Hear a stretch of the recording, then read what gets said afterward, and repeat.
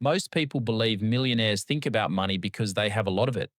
The truth works the other way around. They have a lot of it because of how they think about it. And once you understand the difference in how their minds operate, the numbers in your bank account start to shift almost on their own. The largest study ever done on this subject was conducted by Ramsey Solutions, which surveyed more than 10,000 millionaires across the United States. What they found shocked almost everyone. 79% of them received zero inheritance. 8 out of 10 came from middle class or lower income families. And a huge portion never earned a six-figure salary in a single working year. So if it wasn't luck and it wasn't a giant paycheck, what actually built their wealth? It was a specific way of thinking that most people never learn at home, at school, or at work. And that's what we're unpacking today. The first mental shift is this: millionaires see money as a tool.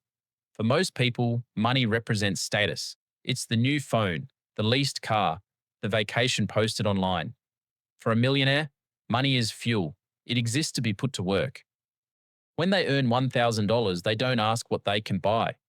They ask what that $1,000 can become in 10 years, in 20 years, in 30 years.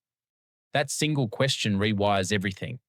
Because once you start seeing every dollar as a future employee that will earn more dollars for you, spending it on things that lose value starts to feel painful. That's why they hesitate where others swipe. And this hesitation is not fear. It's respect for what money can actually do when you give it the chance. Think about it for a second.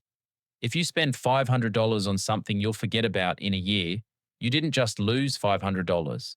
You lost everything those $500 could have become over the next 30 years of your life. Millionaires feel that weight before they open their wallet, and that's why their spending decisions look so different from everyone else's. The second shift is patience. Research on compound growth shows something almost unfair. A person who invests $300 a month from age 25 to age 35 and then stops completely will often end up with more money than someone who invests the same $300 a month from age 35 all the way to 65. Why? Because compounding rewards time more than effort. Millionaires understand this deeply. They're not chasing the next hot stock or the next flip. They're planting trees. And they know trees don't grow because you stare at them. They grow because you leave them alone. This is why the average millionaire, according to Fidelity data, holds their investments for decades. They've made peace with the fact that real wealth is slow, and slow is exactly what makes it real.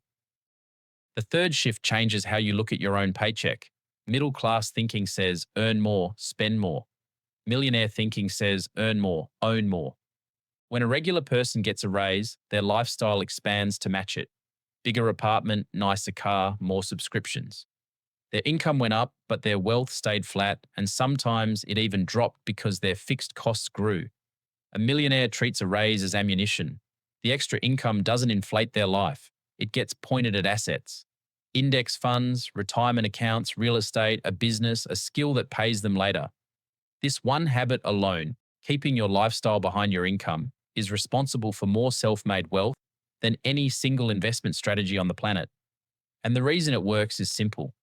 Every raise you don't spend becomes a raise that keeps paying you for the rest of your life. The fourth shift is about identity. Poor thinking sounds like, I can't afford it. Middle class thinking sounds like, how much a month? Wealthy thinking sounds like, how can I afford it? That last question is not wishful. It's a real problem-solving trigger. It forces the brain to look for income, for creativity, for angles, for opportunities. When you say you can't afford something, your brain shuts the door. When you ask how you could afford it, your brain gets to work. This is one of the ideas Robert Kiyosaki hammered on for years, and it lines up with what modern behavioral finance now confirms. Your inner language shapes the choices you make with money more than your salary ever will.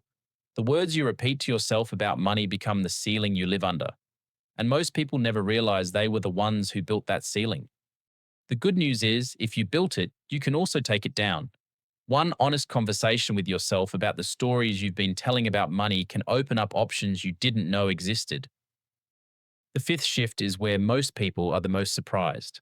Millionaires spend less on stuff than you probably think. Studies from Thomas Stanley's research, the same research behind the Millionaire Next Door, found that the majority of American millionaires live in middle-class neighborhoods, drive cars that are at least a few years old, and buy their clothes on sale. This isn't because they can't afford more. It's because their sense of identity isn't tied to what they own. They already feel wealthy on the inside, so they don't need to prove it on the outside. And that steady confidence, ironically, is what protects the wealth, because every dollar not spent on impressing strangers is a dollar still working for the future. There's a strange freedom that comes with not needing to be seen. It's the freedom to make choices based on what you actually want, instead of what other people expect from you. The sixth shift is the way millionaires handle risk. A 2022 study published in Nature analyzed the personality profiles of self made millionaires and found they scored higher on emotional stability and conscientiousness. They're not reckless. They take calculated risks. They read the downside first. They ask what happens if this fails, and then they ask if they can survive that outcome. If the answer is yes, they move. If the answer is no, they walk away, no matter how exciting the upside looks. Survival first, growth second. That order matters because you cannot compound wealth you no longer have. Protecting the base is what makes the climb possible, and most people skip that step entirely because it feels less exciting than chasing the next big win. The seventh shift is where the psychology gets deep. Millionaires separate their self-worth from their net worth. A bad month doesn't make them a failure. A great month doesn't make them a genius. They keep an even head because they know that emotions are the most expensive thing you can bring to a financial decision. Fear makes people sell at the bottom. Greed makes people buy at the top. And regret makes people freeze when they should be acting. The wealthy train themselves to slow down, breathe, and let logic drive. That emotional discipline is not something you're born with. It's built through repetition, reading, and honest reflection on your own mistakes. Now, here's the part nobody wants to hear. None of these mindsets require a high income to start. You can begin practicing every single one of them this week, no matter what your paycheck looks like. You can start asking better questions about your spending. You can automate an investment even if it's only $50 a month.